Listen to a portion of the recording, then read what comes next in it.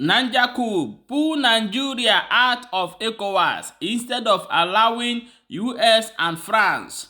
Push you to unnecessary war. All those Okalu Tinubu. Hello my people, welcome back to Balabas G's. If today is the first day you are coming across this wonderful channel, what are you waiting for?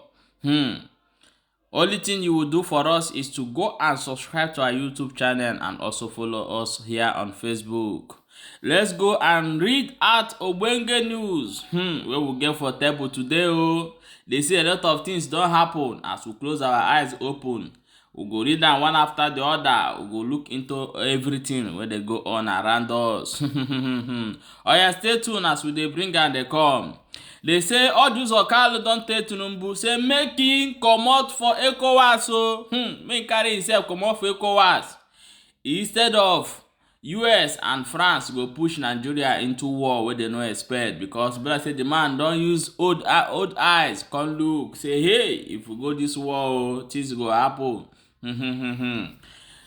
Let's go and look into the next news, the next update as it they happen. As so they bring and they come. Stay tuned. Where will they bring and one after the other?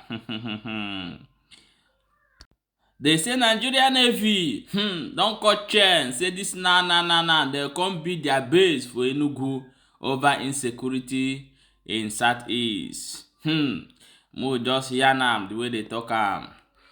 Nigerian Navy to establish operation base in Enugu over insecurity. My people, as you they see, na so we hear them. They say Nigerian Navy want come build their base for Enugu over insecurity. So what do you think about them? Let's go ahead and read that. A lot of things don't happen today.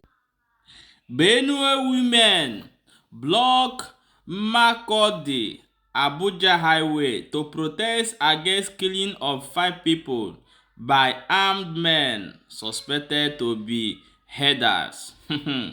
My people, Benue people don't really suffer for this herdsmen issue, and we get problem for Nigeria.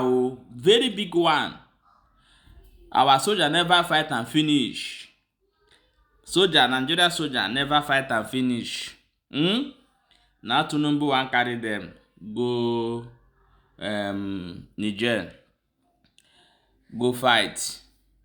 But however, may they go that fight, may they rest. So now don't see them. Say those women don't cry, come outside, say don't too much. Say a lot of people don't die, don't these herders don't do them that, they don't kill them in mass. They block the highway, say make government to do something for this matter. As this katakata they happen for Nigeria Republic, everybody they talk out how the thing go affect them.